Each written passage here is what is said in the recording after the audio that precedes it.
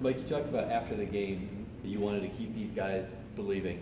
How do you keep morale at a point where you can play your best football in the second half?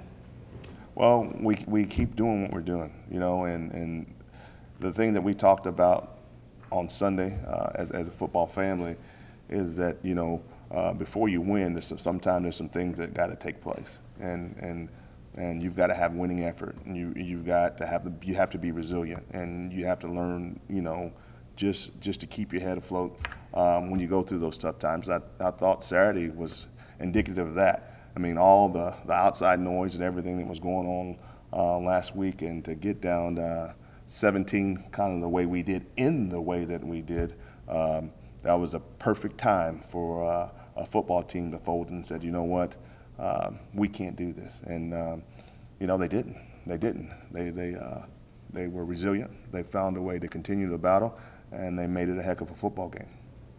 You've seen bits and pieces of things that you liked over the course of the past couple of games. How close do you think this team is to becoming a 60-minute football team? We're getting better, and you can kind of see it from an offensive and a defensive standpoint. I really thought defensively, the Miami game, you started to see that these guys were starting to figure some things out. I thought, especially on the back end, the aggression of the secondary being in the right places and things of that nature. You know, Georgia Tech, that was a tough ball game, and you know, what they do is a tough challenge to get ready for in a short week. And then this week, you know, we came out. I thought they played confident. I thought they played aggressive. You know, from a defensive standpoint, we got a pass rush a little bit for the first time, kind of all year long. You know, we've got to clean some things up from a penalty standpoint, but yet at the same time, I want those guys to continue to be aggressive and attack like that, because that's kind of what our identity is from a defensive standpoint. And then offensively, you know, Andrew hadn't fumbled all year long. It's the first fumble of a back we've had all year. Kid made a great play on it. I thought that we stayed within ourselves. We stayed with the game plan. You know, the thing about guys football is you know, the importance of every single play, because there were 3 times in that fourth quarter where it's 31-28 and we've got the football. On one series, we've got Scotty one-on-one and we miss him by a couple inches. You know, was it holding or not? I don't know. The next series, we go and Jarrett makes a great play out of the pocket. He hits Q across the middle. We get a hands to the face. That's self-inflicted. And then, you know, the next one where the illegal forward pass, you know, that's part of football. There were plays, there were calls made by the officials for both teams that didn't go their way. But any one of those plays, any one of those single plays that's hit, you know, the game may take a completely different turn. So definitely, you can see progress. I've seen it all along. I know we're a better football team. I know things are moving in the right direction. You know, we've been struck by the injury bug just like everybody else in our conference, and that shows to some of our depth. I mean, we are continuing to improve and continuing to play quality football. You know, and that's and I think most importantly, they see that and they notice that. You know, and I think that's key. So that allows us to continue to come out and play with it. We talked last week about you guys have been able to get up for the Toledo game, and you did it once again. How can you make that translate when it's not the rivalry game this week, or it's not the rivalry game? Jordan, that's a good question. That's a good question. And again, we talked about what winning looks like. You know, when we came off the sidelines last week, I saw offensive linemen high-fiving the defense. You know what I mean? And when Andrew makes a big run and the defense is up on the sideline, they're patting him on the head. There was a different energy and offense for defense, defensive offense, everybody playing together as one. And that's what good teams do. That's what championship teams do. When I talk about learning how to win and what winning looks like, those are some of the things that we pointed out. And I believe in my heart, if they play with that type of passion for one another for the remainder of the year, who knows what can happen. I wanted to ask you, there was an article written in the paper last week, and some anonymous boosters took shots at you. What was your reaction? I felt like you deserve a chance to defend yourself. What was your reaction when you read that and when you saw that? You know, I'm not really going to get into any of that, but I will say this, okay? It's unfair. It ain't unfair to me. This is college football. That's part of this business. It's unfair to those student athletes. It's unfair to this university. It's unfair to this program. Because what those type of things do, they affect your recruiting. You know what I mean? And we're talking about the outside noise eliminated and giving these kids the opportunity to compete at the highest level. You know, my concern, my angst, for lack of a better word, was for our kids. It's unfair to them. You know, so, you know, really not going to get into it very much because it's not worth it.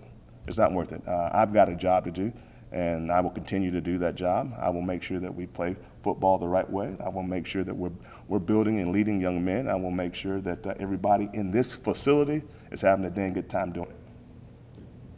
Talking after the game, special teams was obviously an issue. Yeah. I guess, starting with the punt game. I mean, that's obviously been a concern. Is there any thought to? I mean, I'm not really going to get into any of that right now. It is an open competition, okay? As far as all that goes, and then as far as the block punt was on the shield, the three-man shield there. It was a mistake made there. You know, we've had some inconsistencies, and you know, we'll address them. We'll address them appropriately. But again, we're a team. You know, we're a team. I mean, there were several instances that several plays that I pointed out earlier that could have been made that everybody forgets about all that, and we didn't make those plays. But we'll address what needs to be addressed. But really, right now, not ready to talk too much about that. If that's okay. What's it take, I guess, in the kick return game to get kind of things going? Because you guys haven't been able to. Yeah, we haven't popped one there. You know, I think it's one of the issues that we're running into right now from a special team standpoint is the injuries, because it's two things. Now, you want to put your best players you possibly can out there, but we're down numbers from a defensive standpoint, and you know, of course, those defensive players are your best special teams players. So, do you put all of them out there, and do you take the chance of getting worn down in the fourth quarter, or do you give some of these young kids a chance? And when you give these young kids a chance, and they're playing some of their first football, they're going to make mistakes. So that's something that we'll have to continue to work through. You had Pudovong was playing really well. He was playing his best football here, and it looks like he's not going to be able to come back. How much does that? That's a big one, and for him, and kind of like you said, he was really playing really good football. Very proud of Derek. He's really worked, you know, his tail off to put himself in an opportunity to be playing at a high level. Looks like we won't be having him for the remainder of the year, and really our thoughts and prayers are with him and his family. We see some changes reflected on the offensive line on the two deep. I mean, is that going to remain the case going forward? For the next week or so, just because you know we've got a couple guys that are out. So those changes were more so because of those reasons. Did you find anything offensively in terms of some of the misdirection stuff you guys were able to hit on last week? Did you start to find maybe an identity of what this team has to be? No, I don't think so, Nick. I think the thing that we've done a pretty good job over on the last, even Georgia Tech, was taking what the defense allows and gives you. As that game went on last week, in the first drive, the first series, they did a really good job. They came down at 3 down front. They dropped 8. They played coverage. I did not expect it. You know, so we've had 2 plays that aren't waste plays, but they got underneath. They almost picked the jet. You know, they did a good job of scheming us up. The thing that I was excited about is that we went to the sidelines and said, okay, here's what they're doing. Here's what we're going to change. Here's what we're going to run at this point. And then you look up, and at halftime, we've got 310 yards of offense. Might have been the highest we've had all season and a half. So the growth that we're talking about, I mean, you know, we're coming out, we're going to attack this way. They're not going to allow us to do these things. Now let's go back in our system. Here's what we're going to go do, and here's what we're going to go run.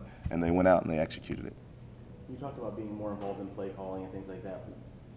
What went into the decision there, and how much were you involved, and how much more will you be involved? Well, I'll continue to be involved. I think, you know, to be honest with you, in the fourth quarter of the Miami game, I felt like that, I don't know, we just needed a spark a little bit, and sometimes when we needed to play a little bit faster, and we needed to change the tempo at that point. And it's easier for me to do from the sidelines. We can get in and out of formations. And then from that point, that's kind of been the direction that we're going. We got two guys up there. One is a pass game coordinator, one's a run game coordinator. They give great input. I think it just allows us to play at a little bit different pace.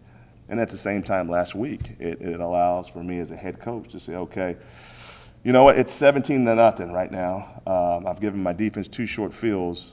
I'm about to run the ball 6 times in a row, and there's no way in the world we're going to throw another pass until they got at least 2 or 3 minutes of rest, and it takes the stress off those guys. So it will continue. It'll continue to go that way. You mentioned trying to get some of the young players some more time, Coach, in the second half of the season here. What's the message to the team moving forward? A lot of football still to play, a lot of goals they can still Ton of football left to play. A ton of football left to play, and all they've got to go do is look at everybody's record in the MAC. There's a lot of parity there, and you look at the teams that are remaining on the schedule, all quality football teams, but none any more talented than anybody that we've played. So we continue to grow, and we continue to stay together as a football team and a football family.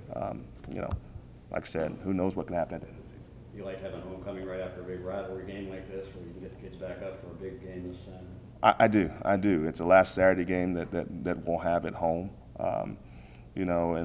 Western Michigan, what MAC champions, 2 years ago? 2 years removed, and we had Toledo last week. So that's where we want to be. We want to be MAC champions again, and in order to get there, these are the guys you got to go beat, and so we're excited about it. It won't be tough to get them pumped up again.